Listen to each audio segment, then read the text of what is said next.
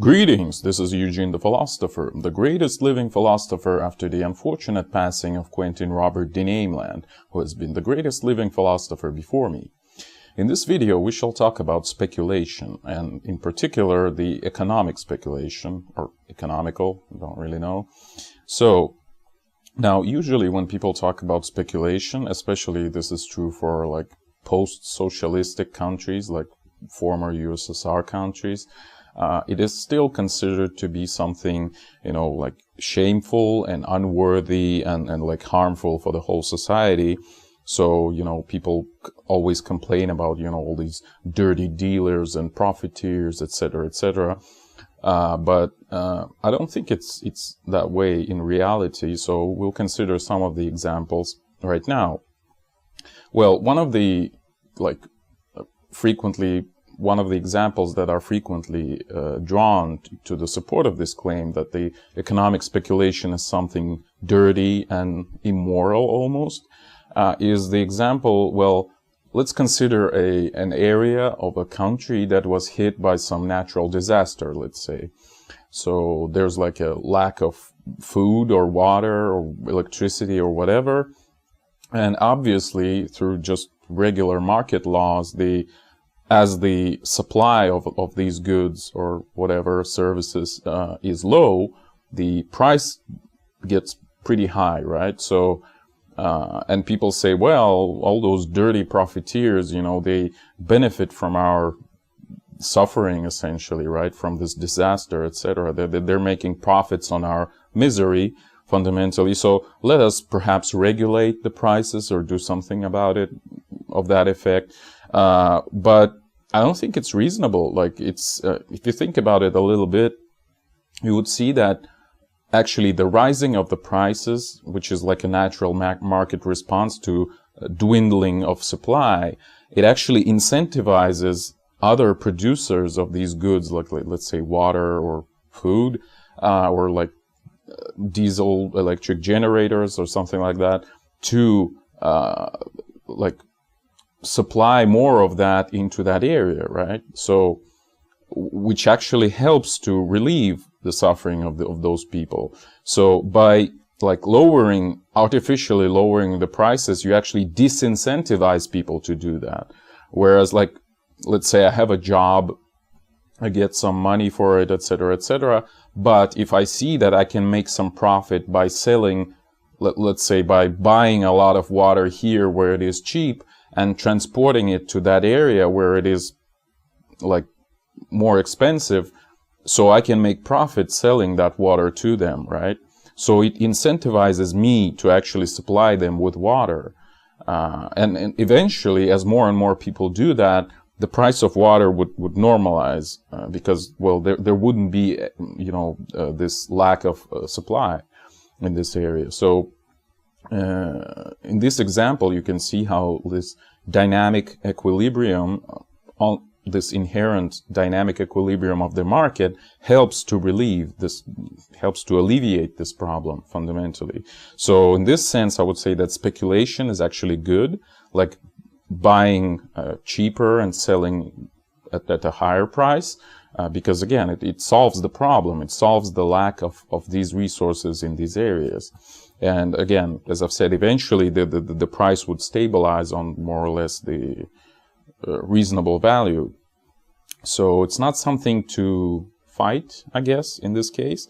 But even more so, I would say that in general, like any action is fundamentally a speculation. And I think that Ludwig von Mises have made a pretty solid case of that in his book, Human Action, where, well, I'm not sure if it's his statement or mine, but I would say that essentially any action is an act of exchange of something with lower value onto something with higher value, at least as you perceive, the value. So basically all the human action is this act of exchange, and the exchange that we have on the market is really only a particular case of an exchange, right? But it's characteristic of any human action in general. So, let's say you have $1 and you decide to exchange this dollar for a carton of milk in a some store or whatever. So what you do then is that, well, firstly, you value a carton of milk more than you value your dollar. You think you would be better off if you would proceed with this exchange, right? So you sort of spend this dollar and well, again, exchange it. Like, you think that in the future, I would be better off with a carton of milk rather than with $1, right? For whatever reasons. So you participate in this deal. And again, you can think about other types of human action, other types of investment, I guess. Like, for example, if you're studying at the university, what you do is you exchange your time and effort for this education, this service that they provide, right?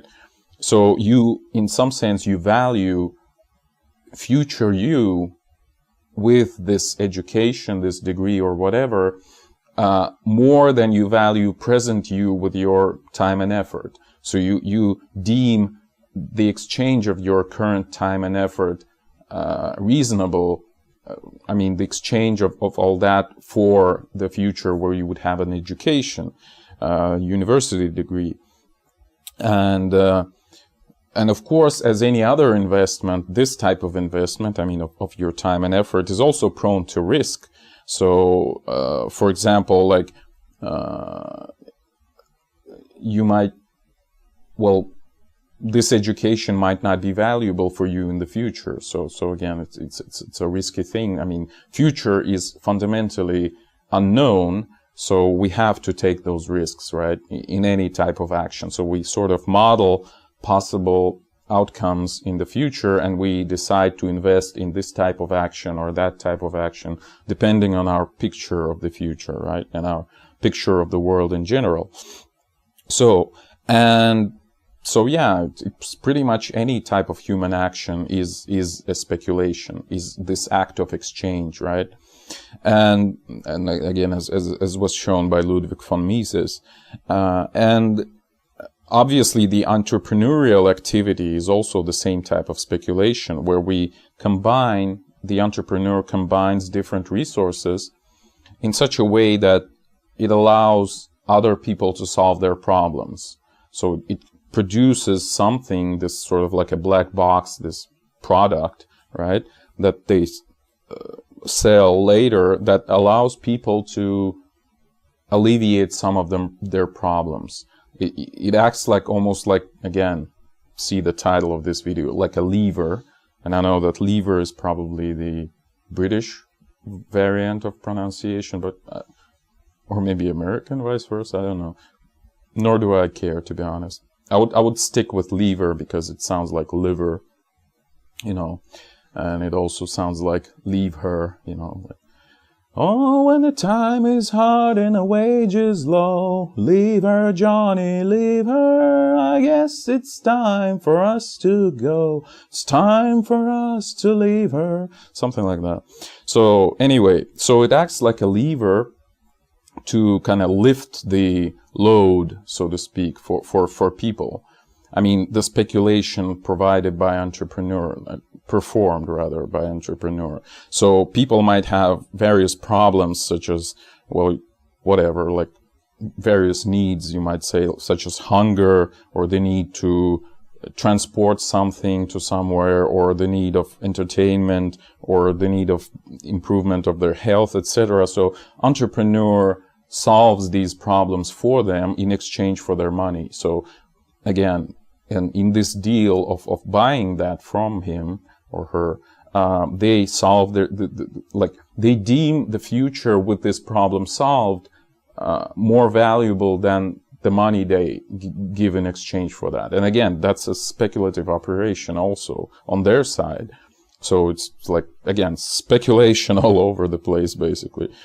So, and as other entrepreneurs join the fray, so to speak, so they kind of learn from this guy, whatever he did, and they try to copy whatever he does, and so we have a competition, and so the price of this this particular type of alleviation of suffering, let's say, drops. So that's how market operates, right? Any new invention, any new product is usually pretty expensive at the beginning because there's no competition yet. But then as more and more players enter this new market, the price drops. So yeah, and the wealth increases, obviously, the wealth of the society, since they might solve these problems with, well, basically cheaper, right? So they have more money and more effort to be spent elsewhere, which means that in general they have more and more goods available to them, more and more services, etc., etc.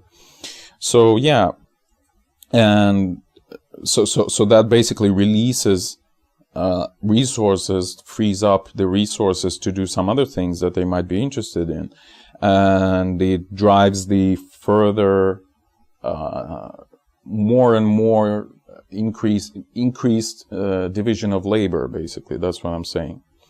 And probably you might remember, well, okay, like a good example would be hunter-gatherers being substituted with farming, agriculture, which again was a much more effective way of producing food, which was like the main concern of people in prehistoric times. So this Neolithic revolution have provided us with this very efficient way of producing food, which is farming, I mean.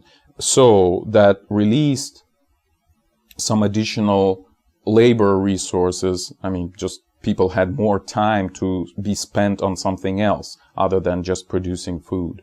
And so they've spent this time doing all kinds of things. I mean, performing all kinds of crafts and trades, etc., such as, I don't know, pottery, such as writing in the first place, right? Such as arts, like some primitive type of science, etc.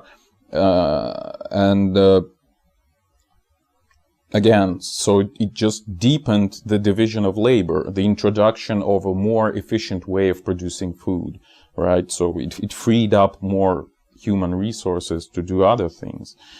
So they did other things. So we have our civilization now, thanks to that. And so that has led to prosperity and wealth, fundamentally. And you might think, if you think about the division of labor and wealth, obviously Adam Smith comes to mind, right, with his book Wealth of Nations, like inquiry into blah, blah, blah, wealth of nations. But it's actually not his idea, believe it or not. It's actually the French physiocrats that he took this idea from. And if you read his book, he actually advocates for regulation. He's not really a free market proponent. Like, he just describes how free market works, again, based on the idea of French physiocrats, but then he says, well, let's regulate the market, right? So Adam Smith is not really a good person in this regard, in my opinion, at least. But yeah, there's plenty of evidence that he actually got all these ideas of, I mean, how markets operate from French physiocrats. Like, he was visiting the French thinkers in Versailles, where they had these gatherings, people like François Quesnay and Turgot and other people. And he actually even wanted to dedicate his book to Quesnay, but Quesnay died, and so he abolished this idea. He didn't do that in the end. But anyway, so yeah, Adam Smith wasn't the inventor. He wasn't the main ideologue of free market, essentially. That's what I'm saying. It was the French physiocrats. And, well, I think it's understandable that it requires this French elegancy, this French crystal clear thinking to come to those sorts of ideas, I would say. And you can think about this moronic argument that we have today in our culture with, like, people being super concerned with increase in robotization, that would apparently make people poorer or something, which is a rubbish argument, like, really. What robotization might do is, again, free up more human resources to do other things. It would just make things cheaper, so we would have to spend less resources on the same things that we spent a lot of resources on previously. So we can spend more resources on other things, basically. So yeah, it's a really crappy argument of anti, I don't know, whatever, robotic proponents, because, well, they might say, well, let us like tax all those robots really highly, or let's ban them altogether to keep our jobs. Well, just imagine if the hunter-gatherers would create their own government, which luckily they didn't, but imagine they did, and they would petition their government to ban farming, because, well, farming clearly takes their jobs away, right? So we wouldn't have our civilization, we wouldn't have our wealth, right? Because, like, we would still spend like 90% of our time hunting and gathering roots and mushrooms and berries, like pretty much like, you know, Aborigines do still in Africa and Australia and other places. So yeah, it's a really crappy approach, this union type of approach. Or think about the monks, for example, again, in the printing press. Like, imagine there was a government as strong as we have it today in the Middle Ages, and the monks and the church would petition this government to ban printing press because it takes monks' jobs away. I mean, the job of writing books, right? So we wouldn't have this explosion of knowledge that we had in the 17th century. No science would appear, definitely. So yeah, we would be more or less stuck in the Middle Ages by now. So yeah, it's a really crappy approach, this sort of kind of Marxist thinking. But okay, so, and I would say that, so this, again, to kind of finish this line of thinking, this artificial lowering of the division of labor sucks, basically. It leads to poverty. And thankfully, people in the past were a little bit smarter than we are today, and they didn't do that. Yet today we tend to do that, unfortunately. So anyway, next thing I wanted to talk about is that the hired labor is also the same type of entrepreneurial, well, it possesses the same entrepreneurial spirit, it has the same entrepreneurial nature, speculative nature, fundamentally, because, well, what you have as a person is all those resources, like, for example, your intelligence, your education, your physical abilities, your property, your influence in society, like popularity or whatever, your physical beauty maybe, etc., etc.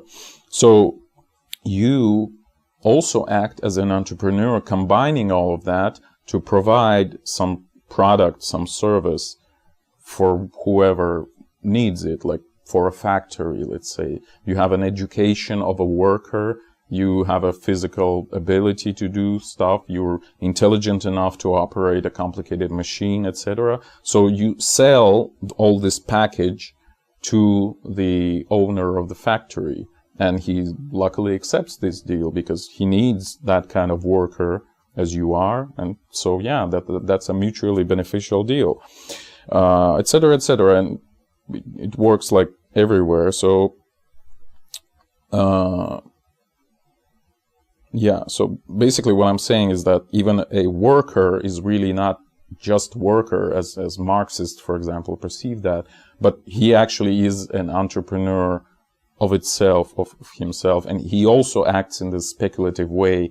He considers the money that he receives from the owner of the factory more valuable than whatever effort he spends working on them, basically. And again, on a free market, this deal is mutually beneficial because it's voluntary, right? So they choose to work on this factory instead of doing whatever else they might do. And so we arrive at this idea, which is a very sound idea, I think, that all the people are entrepreneurs and profiteers and, you know, dirty speculants or something. And clearly this economical speculation is an inherent and beneficial human trait. That's what I'm saying. So, because it leads to a proper distribution of resources, and by proper I mean demanded by people themselves, since they participate in all those deals on a voluntary basis, as does happen on a free market, right? But if we have some distortions of the free market, like if we have some forcible proceedings, whatever, in our society, then the result of this inherently present human speculation might be very different. So all these, let's say, restrictions might lead to quite a unhealthy, like destructive and perverted forms of speculation, which is the case, for example, in socialistic economy or any type of other statist oriented economy. And I'll give a couple of examples here, I guess.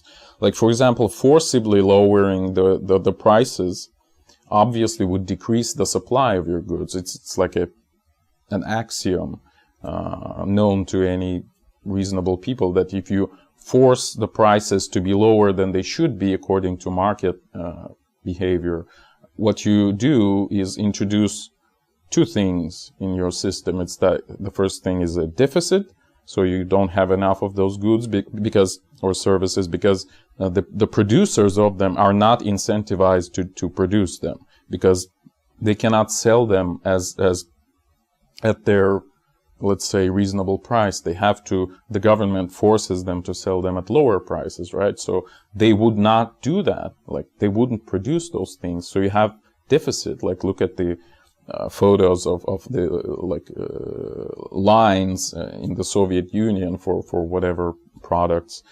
And the second, or think about the lines in like Scandinavian countries, for like a doctor appointment. Like, you can wait for months or even half a year or even more to attend to a doctor because, the medicine is like highly socialistic. Like, it's like, perhaps it is free. I'm not sure if it's free or very cheap at least, which means that there is no incentive for people to produce medical services, right?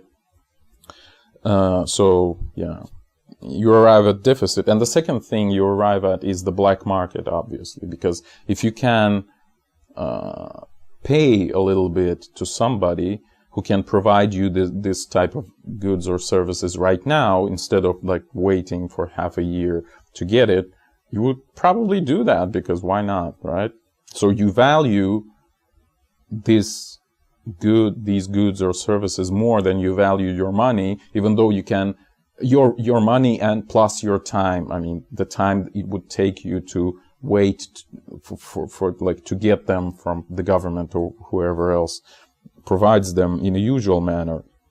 So yeah, it's a pretty well-known phenomenon. And yeah, so that's one example, I guess. Because and as you can clearly see, basically what it leads to is that people cannot really satisfy their needs. Like, they need, for example, medicine, but since government regulates it highly and it artificially lowers the prices, there is not enough of this medicine. People cannot get access to it, and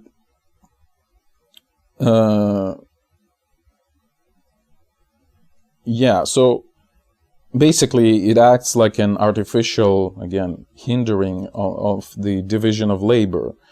So yeah, and what it does in the long run is it diminishes the wealth of your economy fundamentally, because people cannot get what they want, and this is very bad. So and there's no development in the end. Or you might think, as another example of this hindrance of natural tendency of this speculation, is corruptive deals, for example, or monopolism that is associated with them. like the government has monopoly on violence, right? And it can use this monopoly on violence to get rid of some of the competition. So some lobbyists might petition to the government to eliminate the competition. Again, this example with unions, etc. You might think about well, okay. So yeah, basically the elimination of competition with the help of government is actually the thing that leads to monopolization of some area. Like, because again, as I've said in my video about copyright and intellectual property, there are no monopolies on the free market because, well, at least what you usually understand under monopoly, which is like artificially, like an entity that makes prices artificially high, right? So in some sense, like, so if there is a monopoly on the free market, it is due to high quality and low prices. It's just because nobody can compete with this company because it's so good. But is it bad that this company provides very cheap products of very high quality that nobody can compete with? I don't think it is bad. So it's not really a monopoly in this sense. Okay, but governments actually do that on a regular basis. They create these artificial monopolies again by diminishing competition, and you can think of like millions of examples of that. Like, for example, they can impose tariffs or bans on certain products, so artificially decreasing competition, right? So, for example, think about Russia, where they've basically imposed sanctions, really like de facto on their own citizens, but formally it was sanctions on agricultural products like from Europe and United States and some other countries. So like in 2014 or 15 that this happened, and what it has led to obviously is lowering of competition, because the producers of these agricultural goods in Russia got rid of the competition from, foreign companies. So what that has led to, well, obviously diminishing of supply, and the price got much higher, right? So, for example, from 2014 until 2019, the food in Russia became more expensive by 45%, in just like 5 years. Well, that's a lot, right? Due to those sanctions, or anti-sanctions as they call them, even though the average inflation was only like 30%. So, and just think about it, like, it actually made poor people much poorer because, well, poor people spend most of their money on food, right? So it actually hit them harder than anyone else. And that's what the Russian government did to their own citizens. It's basically, they made those agricultural barons, all those, huge, rich farmers, richer at the expense of basically all the citizens, and in particular the poorest ones. So it's really horrible. But that's what governments do, always. So yeah.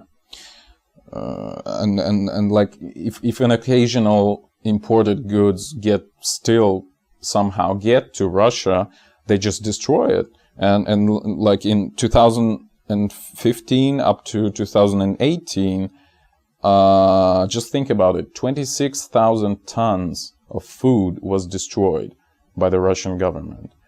Imported food. Well, obviously, like, what would it do? It would make food more expensive, yeah? So that's what they're doing. It's a planned policy that they specifically need to, want to do that. It's not like an artifact. It's not like the laws of market are unknown to these people, right? So that's what governments do. So statism, and the same thing, for example, happened in the US, as far as I'm aware, during like Great Depression, where people deliberately destroyed goods Like, I mean, in what world destroying a good thing, like a goods or services, would lead to prosperity? Only in some sick socialistic mind this is possible, right? But again, governments do that, because why not? It would make their friends richer at your expense, so why not? So statism, I would say, is quite an insane way of looking at things, way of dealing with societal problems. Or you might think, as another example of perverting of this natural tendency of speculation, about corruption.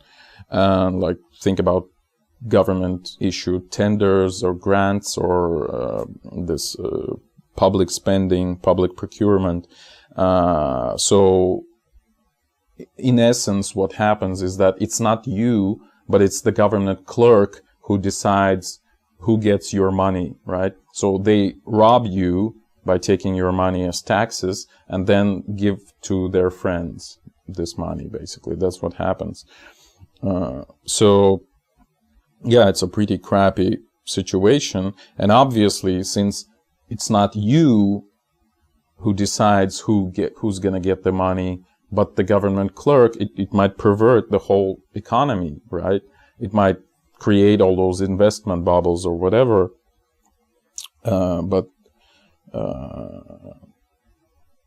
Yeah, so it would lead to decrease in wealth and development in the long run.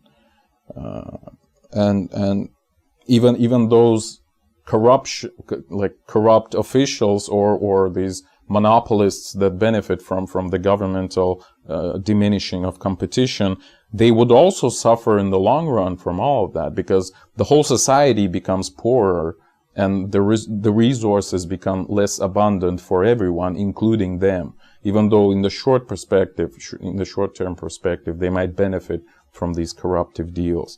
But in the long run, they would become poorer too, right? But they're probably not smart enough, or maybe not responsible enough to think about the future, right? To think about the long run consequences, because, well, it's, this famous mantra of statists, of socialists, etc., is that in the long run we're all dead. The quote by Keynes. By the way, there's a really cool series of 2 videos. It's like rap battle. You can look it up on YouTube. Keynes versus Hayek rap battle. It's really cool. I mean, even though it sounds silly, but it's worth a look. It's a really good video. 2 videos. But okay, so all these detrimental practices prosper in this type of thinking, that in the long run we're all dead, so let's have fun today, let's rob our citizens, let's make the economy poorer and get ourselves richer, even though in the long run we would all suffer from that, but who cares, right? Socialists don't really care about the future. So another example would be, and again, this is probably the most famous example where, again, all this blaming of profiteering really prospers, is the stock market, right? So the deals that involve new money, the stock market deals. So all these wolves from the Wall Street, etc., the people who create all those investment bubbles on the stock markets, and people who basically make the economy so skewed and unstable. But I would claim that it's also based on violence, and it's also essentially is a byproduct of statism. So, and in particular, the system of fiat money that we have in the absolute majority of countries in the world. So the central banks monopolize this function of creation of money, lending money, etc.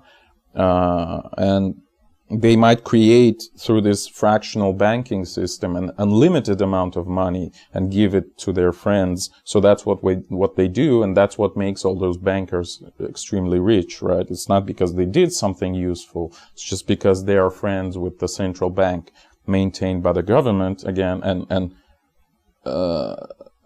so people are forced to accept this type of money created by the central bank, and the system is supported by, obviously, by the army, by the police, by the courts. So it's this apparatus of violence that keeps it all intact, fundamentally. So we have all of these problems with like huge banking sector, and yeah. So they force people to accept whatever they produce, whatever the money they produce, as legal tender, right? And that leads to this systematic, it creates this huge financial pyramid that sort of envelops all the economy and leads to the cyclical crises. Somehow they're attributed to capitalism and free market. Like, how is that possible? Like, they are produced by the central banks, which is like anti-free market establishment, right? It's an institution that actually hinders the free market, and it produces these cyclical crises by injecting this extra money into the system and creating the malinvestment. Like, people think they have more money than they actually do, so they tend to invest them in all kinds of stupid stuff. So and create these investment bubbles, which later burst, obviously, because there were not enough money to invest in the first place. It was like it was a signal that distorted the market significantly, and it was produced by the government, by the central bank, right? I think it's more or less clear. So is it the banks who are to blame for that? Like, I mean, private banks, or maybe we should like artificially ban the fractional reserve system, or ban the banks in the first place, maybe, like, you know, for all these evil Zionists and reptiloids from Nibiru not to oppress the working men anymore. Maybe we should ban all that, right? But I would say that no, because this is a solution that is based on violence again.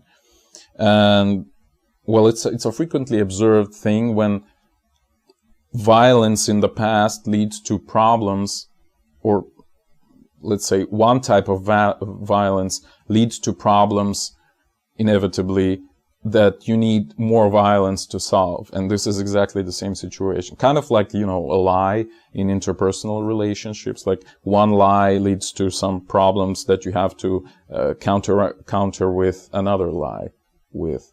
So it's kind of the same. It's sort of like violence in society is the analog of lie in interpersonal relationships, I would say. And so I would say that, yeah, so we shouldn't probably increase the oppression as a response to already present oppression, right? This is basically my point. Whereas, again, this socialistic, statist type of solution would be exactly that. Let's ban everything, right? And then something else appears as a result of these bans, and we'll ban that too, etc. So this is not a very good avenue to pursue, because that would just grow like cancer, you know, and drag the whole society to the bottom, which happens in socialism, essentially. So I would say that in reality, what we should do is reduce the initial violence in the first place. So that would be a very sound solution.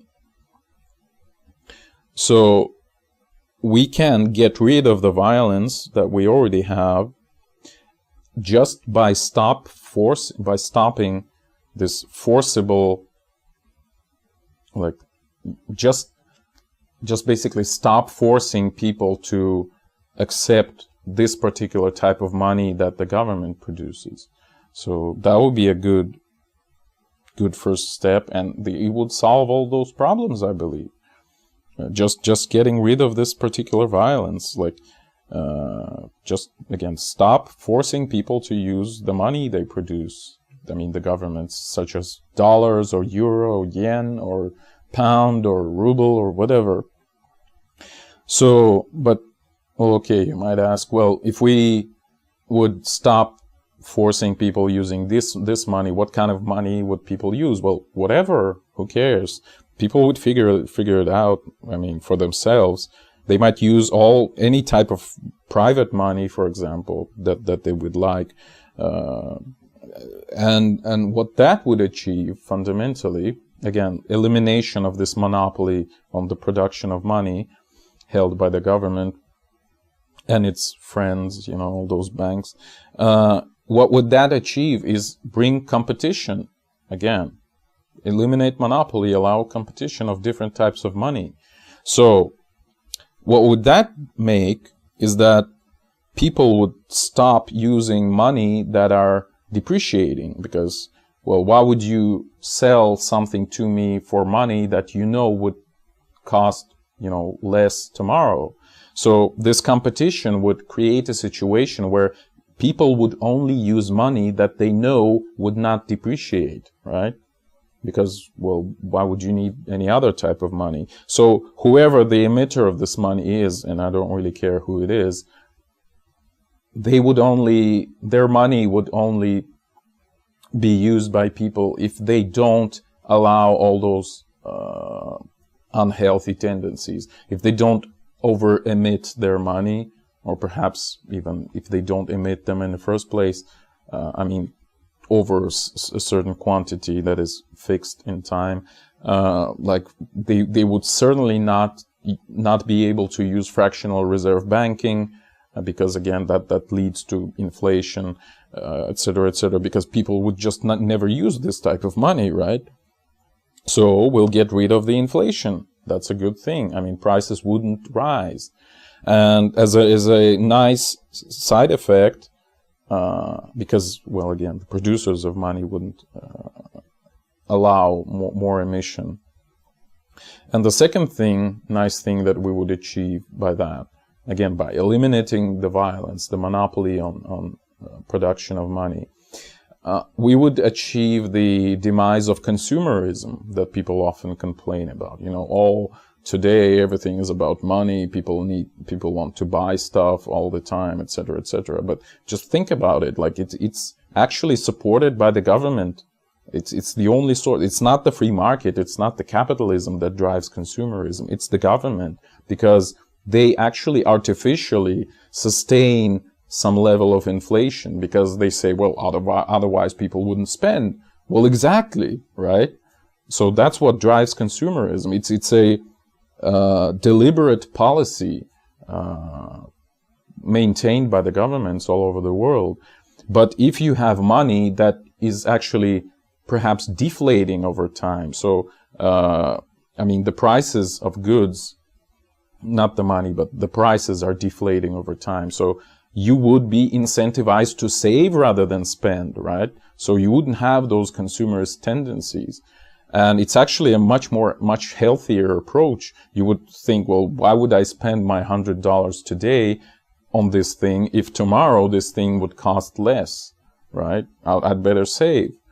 So it would be a much healthier approach to whatever, to the whole economy. It would make it much more stable in this sense.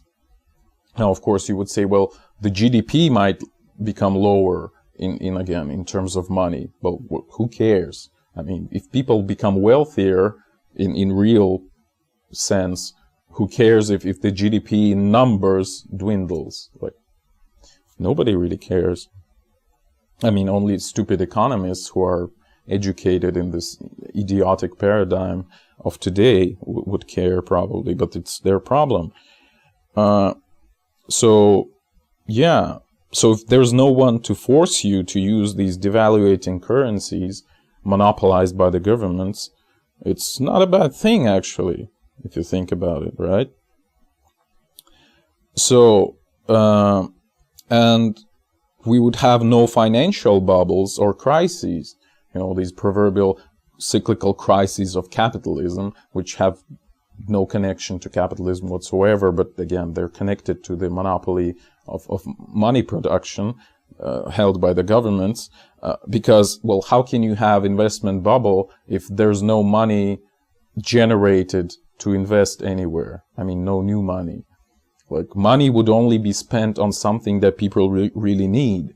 You know, if your stock market indices rise, what it actually means is not that the economy is growing. It just means that there's more and more money generated by the central bank to be put into those stupid, you know, stock market, how do you say it, assets, right? So it's just stupid. And all those bubbles then burst and kind of wreak havoc in the whole economy.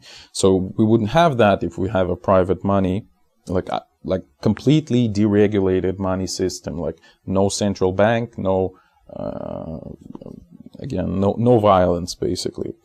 We wouldn't have those crises. We wouldn't have those financial bubbles. We wouldn't have those super ultra rich bankers, etc., etc., because this chronic malinvestment would disappear, right? And at the same time, a nice side effect to that would be that the governments themselves would not be able to spend more than they have, right? So they wouldn't be able to raise budget deficits to spend on wars, for example, right? Just think about it. Wouldn't it be cool that our governments would just stop spending money on weapons and the army, etc.? I think it would be really cool, because people would not be ready to pay for that. Well, most of the people anyways. There are always like warmongers and other idiots like that, but a reasonable person would not give money to their government to spend on war, because it benefits no one except for, I don't know, weapons producers or some people like that. Or again, some other industrial, agricultural, whatever circles who want to eliminate a competition in other country with the help of this war. But it's their problem, really. I don't care about them. So yeah, that would be a good thing, right? Not financing wars anymore, not letting the government spend more than they have. They would basically, it would get rid of that infinite source of money, which is the central bank, right? So it would establish a path to sustainable harmony in society, I would say. It would rectify this initially inherently beneficial character of speculation, right? This sort of Archimedes lever, right? That again, I've already used this idea of lever and speculation. Like you spend a little bit of effort, but you gain a lot, right? In response, like any exchange type of deal is sort of like a lever on its own. So this Archimedes lever would sort of like move the world into a proper place, the one we would all like, and the one that would be solely determined by our free choice, fundamentally. And by moving the world, I of course refer to this famous quote by Archimedes that give me a firm spot and I would move the earth, basically, right? Again, as legend says, he said that after inventing the lever, or at least after understanding the sort of like a law behind the lever, so to speak. Okay, so yeah, it will create a future worthy of exchanging. Like speculation is the thing that creates future worthy of exchanging to our present, right? So yeah, let's be profiteers. Let's speculate. Let's exchange a better future for this crappy present that we have today. Thank you for watching. The eons are closing.